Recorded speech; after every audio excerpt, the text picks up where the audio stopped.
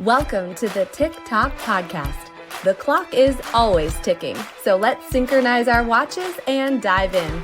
I'm your host, Callie Brigham, and I'm here to help you make time for what matters.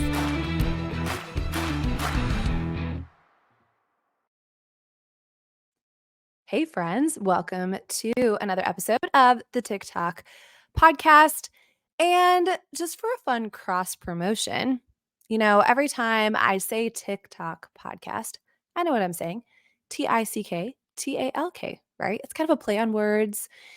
If you remember, I used to do my TikTok walks when I was sort of feeling out last fall. If this was something that I wanted to do, it was about I don't know, maybe mid-September, October or so. Well, the fun cross promotion is my daughter, Maddy, who's 13, and I just started an actual TikTok, TIKTOK. I'm like spelling it without writing the letters in the air. Yeah, we started our own TikTok channel. You need to go follow us. I'll link it in the show notes. It's called The Beauty Blend, and it is basically an adorable teen girl who thinks she knows it all. No, not going to throw her under the bus, but thinks she knows it all when it comes to skincare and glamour and all that, right? Because every 13-year-old does. And her mom, who's actually in the business, that would be me. So the young girl, the old mom, and we're just bringing something fun and fresh to this place, and we'll see how it goes, but we are having a blast. So go check that out. Okay. I guess this episode was brought to you by The Beauty Blend with Maddy and Callie, and I hope that you enjoy it. We're really having fun and making fun of ourselves a little bit too, and there's nothing wrong with that. Okay, but here we go, the real show. I was just thinking, this thought crossed my mind, and a lot of what I share on here comes from conversations that I have with clients, with friends, with peers. And what I'm finding is some similarities. And all of a sudden, today's topic just struck me as several different conversations and questions and concerns and problems that were coming my way with women that were experiencing some of the following things. So they were saying, at the end of the day, they understand, maybe in their brain, they understand that we can either manage time or time will manage us. They understand that, but implementing it has been an issue, has been a challenge. And so these are some of the things that they're finding themselves saying. Maybe they're saying, they're always stuck, or I'll just say you. We'll just say a collective you. You're always stuck in the busy work and not on the most important things. You're not even sure what the important things are. Maybe you're not getting the results that you want in some areas of your life. Maybe you're exhausted by doing all the little things, and everything seems like a little thing, but you're still doing them all. Maybe you think that no one can do it as good as you can. Eek. Any guilty? Am I hitting any hot buttons here? Maybe you feel like you have zero work-life balance. I mean, it's just one big, have you seen those messy and complicated and crazy rubber band balls? Like, just, oh my word, I can never unravel it. It is just how my life always seems to end up. Maybe you're thinking you can never grow your business if you're in business because you can't handle what you have going on right now. Or maybe that is with your family. Like, we'd really love to expand our family, but my word, if I can't get it together with one child, how am I going to do it with two? Or if I can't get it together with two, how am I going to do it with three? Or so taking on something. Well, what's happening is, and this was my epiphany, this was my aha. What is happening is you're thinking like an admin of your life. This today is admin versus CEO. Now, just to be clear, we need admins, okay? That is a very honorable position to do, a service position, and it's much needed in the world. But I want you to be correct in your positioning in your life. I don't want you to be the admin of your life. I want you to be the CEO of your life. Now, again, this is on a practical level. I'm not talking about the spiritual world, right? And taking God as your business partner, or that kind of makes it seem equal. Or I'm not saying any of that stuff. I'm saying on a practical level. So instead, how about we look at it like this? How about, do you want to not get sucked into the minutia and get to spend time on the most important things? Yes, Callie, I do. Do you want to know and be confident in what those important things are in your life? Yes, Callie, I do. Do you want more results? Yes and amen. Do you want to be rested and energized? Double yes for that. Do you want to know how to hand off duties to others? Absolutely. Do you want total work-life balance? Not perfect, not perfect. I can't promise you that, but do you want more and complete work-life balance? I want that, Callie. And do you want to grow what you have to bigger and better places? If the answer to any of those, I have a feeling the answer to all of those was a giant yes, then guess what? You do want to be the CEO. All right. So today we're talking about how to move from being the admin of your life to the CEO of your life. And here are 3 ways that we're going to be able to do that. The first thing that you want to do, that you need to experience, that is mission critical, it's so important. And I've probably said it, I don't know, at least a dozen, if not 8 dozen times on here, is you want to know where you're spending your time. This is really similar if someone is coaching you with your finances. We have to know where you're spending your money first before we can start to create a great budget or have money for savings or start investing. We have to know where in the world the money is going. Or if you're wanting to get healthy physically, okay, we have to take a food diary. We have to know what you're eating and when you're eating it and how much of it you're eating. So we've got to have we got to put like our practical glasses on, right? We cannot in any way be untrue to ourselves. All right, this is not the time for a facade. This is not the time to be acting like you've got it all together. This is the time to get real, sister. So, what do you do with this? How do you know where you're spending your time? This is when you do an audit of your time. And that's a fancy word. And some of my girlfriends we just had an episode on Enneagrams. Not going to label anybody, but an Enneagram 7 says that doesn't sound like fun. Or maybe an Enneagram 5 or 1 says, oh my word, this is going to take a year to do a full blown audit. Not talking about any of that. That's just a fancy word or for some of you, a word that generates a different idea about how many hours a week do you dot, dot, dot. How much time do you spend dot, dot, dot. Some of the things that you could audit. How much time do you spend on social media? And again, the answer that you have is not necessarily right or wrong. Okay? It's neutral. The answer is neutral. But this is how we move from that admin of all the things that we're spending our time on to the CEO who's doing the most important things. But we have to know, are you the CEO that's going in first thing in the morning and putting the coffee pot on? Are you the CEO that's answering every email? Are you the CEO that's paying the light bill? Or are you the CEO that's meeting with the number one client, helping serve them, helping close a deal, helping make the productivity double from last year? Which employee or boss or contributor to this are you? So social media is going to be a big one. How much time do you spend on social media? I think it's a means to an end. I think that can be neutral. It can be positive. It can be negative, but that's again, not the point. How much time? How much time are you spending on clerical work? So paperwork, could be, again, answering emails, bill pay, etc. How much time are you spending on these things? How much time are you spending on household chores?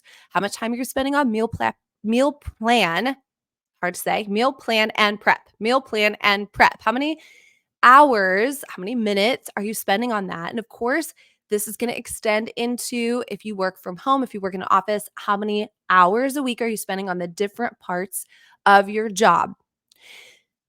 Now, when you take a look at the results, what would you say your job description is? So even if you don't want to take a long time to do this, but you want to, while I'm listening, maybe you press pause. And by the way, when you press pause, will you make sure you go to our show on Apple Podcasts and give me like a 5-second review? That would be amazing. So rate the show, give us a 5-second review while you're pressing pause anyways. But when you do that, if you just even want to do a bird's eye view of it, so you don't even want to get specific, you're not going to look every 30 minutes of your day for 7 days a week, but you just have an overriding answer. What would be your job description? Which category would you fall into? Now, one thing I can be guilty of, like many people, is that, you know what, I can just do this really quickly. Or the amount of time it would take me to train someone and show them how to do it, I would have already done it. Or, you know what, I'll just knock it out real quick. The problem is that thought process compounds. So you do that once, but then you do it again, and then you do it again. And before long, you've spent your whole day doing those, I don't want to call them menial tasks, but maybe less expertise tasks, less priority tasks that you could have been spending on something else. Because remember, we have said on the show a lot, a yes to one thing is a no to another thing. Time spent on one thing is time spent away from another thing. So I know that I also talk a lot about delegation. This is where this comes into place. But the only way you'll know how to delegate is being clear on all of the things that you're doing. So sometimes we don't delegate, or we delegate incorrectly because we really don't know all of the things that we need someone else to take off of our plate. How can this be healthy? How can I move from an admin to a CEO? I'm going to give you an example of the very first time I hired a housekeeper. That is a very fancy word too. When I was living in an 800 square foot duplex, I was single, and I did have two bedrooms. I didn't even have a washer or dryer, you guys, in my little duplex. It was small. It was just me, and I'm a pretty neat person. But I knew that I needed to have something off my plate so that I could spend time more on things that were going to generate income, that needed to have my hand on it, that only I could do. And those 2 hours, and I say that loosely because it probably could have taken about 20 to 30 minutes to clean the whole thing. But those 2 hours were literally my most productive hours of the week because I was not going to waste time. I was not going to sit around and watch TV or chat on the phone or, again, avoid something. I was going to use that time to the most value. I was going to use that time to create income. I was going to use that time to be productive. I was going to use that time full out for what I knew that I was best at. It was the best. I mean, who knows how much it was, you guys? It was years ago, but let's say that it was $50 at the time. It was the best $50. That $50 generated probably 150, 200, $250. And more than that, it bought me time. I was paying so that I could have bonus time. Another idea, an interesting thought is a friend of mine has a deck of chore cards for her family. Now, there are certain things in her family because either they enjoy doing them or they're good at doing them or it just works better for their schedule for her and her husband and her kids. There are a couple of things that are always on their list, right? So, I don't know, it might be cooking or it might be taking out the trash. But the rest of the chores for the family are shuffled in a deck and then they are dealt out, and that is what you're responsible for that week. That actually makes it fun. It's still delegated, something that anybody could do. Maybe it is putting the towels in the washer and dryer and folding them and putting them away for the week. Maybe it is changing the cat litter. Maybe it is sweeping or mopping a floor. Maybe it is putting away the dinner dishes. It could be a variety of things, but that's how she incorporates her family into the delegation. And I mean, how fun is it? It's probably not as fun as going to an amusement park, but it's still fun and engaging and gets everybody on board. Another thing I want to say too is if you're new to getting help or you're considering it, I do prefer to diversify my help. I really think that there are certain people that are good at certain things. I don't necessarily need one person to do all of the things that I'm delegating. And the other reason I do that is I have lots of different people that do a little bit of things for me. Like I have a girl that does graphic stuff for me. I have a girl that does social media for my team and for my clients. I do my own personal social media, but she does that kind of thing for me. Well, when one of them goes on vacation, which happens, especially over the summer, I don't want my one person that does all of the things to be gone, right? So if one person is gone for a week and she does my graphics, it's okay. I can make sure that I get her stuff before or after, etc. The last thing I'll say about this too is make sure that if you are working with somebody new, helping you out. And again, Once you know how much you're doing that somebody else could do, we might even be talking, you guys, 5 hours a week. We're probably not talking about a full-time executive assistant who's working 40 hours a week for you. I mean, maybe 1 hour, maybe 5 hours. Maybe they're doing meal prep. Maybe it's a grandma who lives in your neighborhood who loves to cook and doesn't cook for her large family anymore. And so you have her on board. I do suggest that you have a probation period. That sounds a little intense, but the whole idea behind that is have her or you both have the option after a month. I usually do a 30-day probation period to just have an honest conversation and see if it's really working. That way you're not stuck. And that way you can say, absolutely, this is the perfect fit for me, and vice versa. I once had a woman who I hired and I was paying her hourly. And I'm telling you, one small task, it was like cleaning off mirrors that I was using for my makeover appointments. I think it took her an hour to clean maybe three. And it was just Windex and a little paper towel. I was like, okay. I feel like she might be taking advantage of me. This is not going to work out. And so it didn't force me to like be the mean person. I was just able to say, you know what, I really appreciate it. I don't know that it's the perfect fit, but you have been, a blessing this last month and I wish you well. The idea behind all of this goes all the way back to episode 26, where we talked about the bug me list, which really just meant the less you tolerate, the more you'll make. So the less you admin in your life, the more CEO you can step up in. So where are you spending your time? You're going to do an audit of it. And then what you're going to look at is say, what would my just job description be? And am I okay with that? Or there are some things it's time to take off my plate, put on somebody else's. Maybe you shuffle that deck of cards and deal them out. Number two, I want you to make a list of what brings you joy in what you're doing, and a separate list of what brings you the most results or rewards. Then notice if there's any intersection. So the Olympics are still going on, the rings intersect. A joy list and a results or rewards list. And notice what intersects in the middle. This is your sweet spot.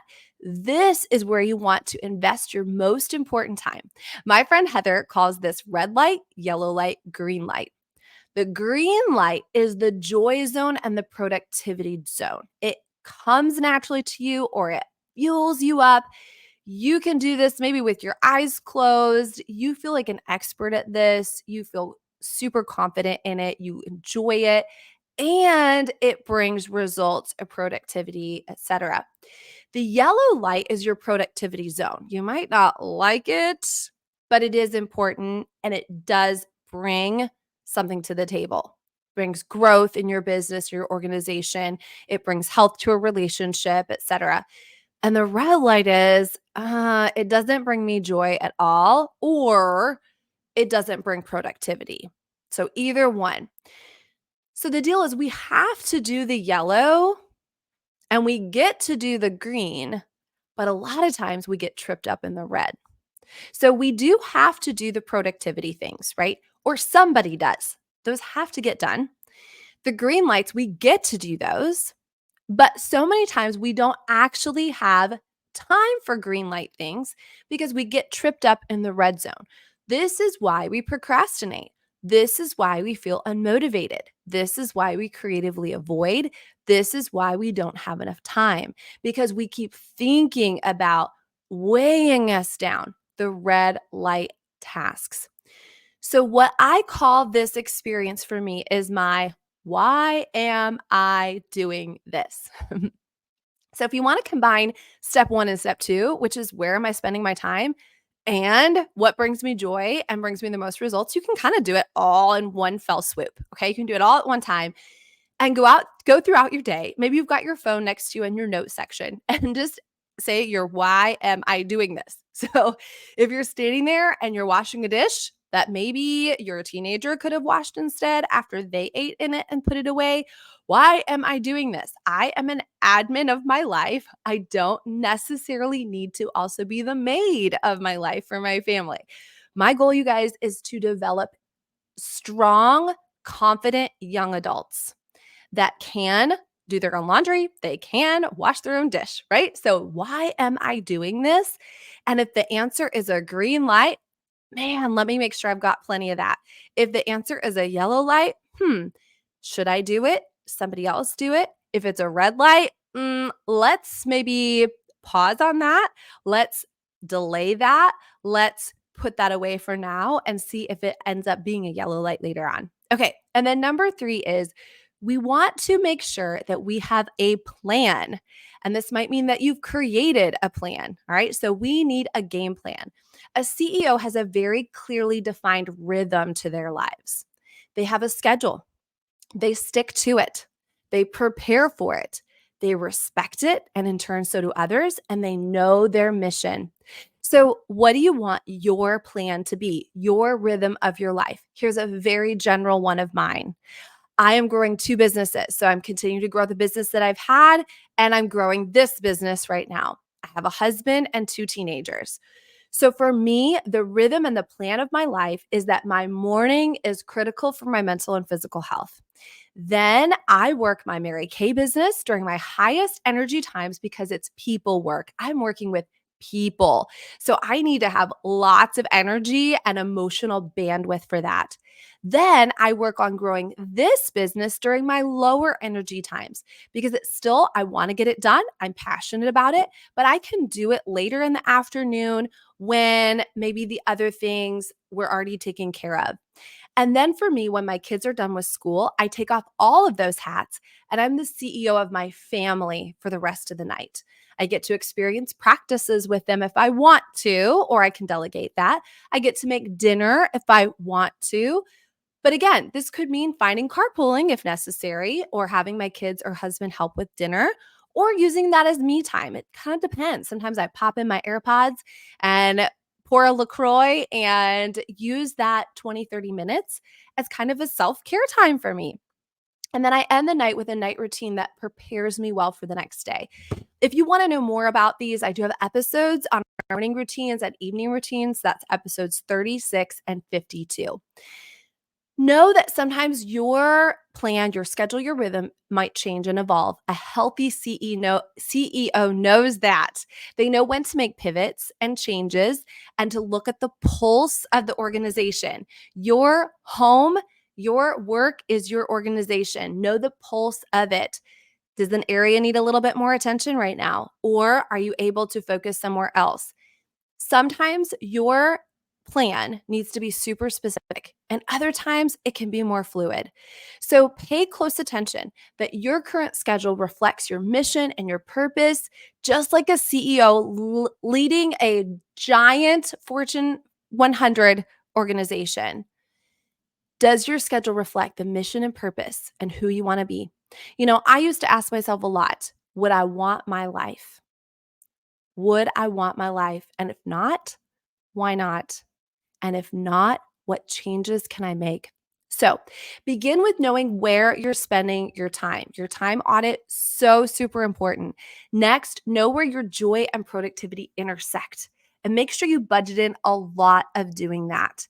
And then lastly, make sure that this is a clear schedule for you and the people that you are around. So these are just 3 tips on how you can change from being the admin of your life to the CEO, the boss of your life. It was cute. I had some friends here over Blue Angels and we gave ourselves call signs, and they gave me the call sign of bird, and it came from being the mama bird of everybody. But then it was mama bird boss. And so I thought of myself, you know what? I want to be the boss of my life, right? The CEO of my life. And those are some of the ways that I'm going to do it. So thanks for listening today and checking us out.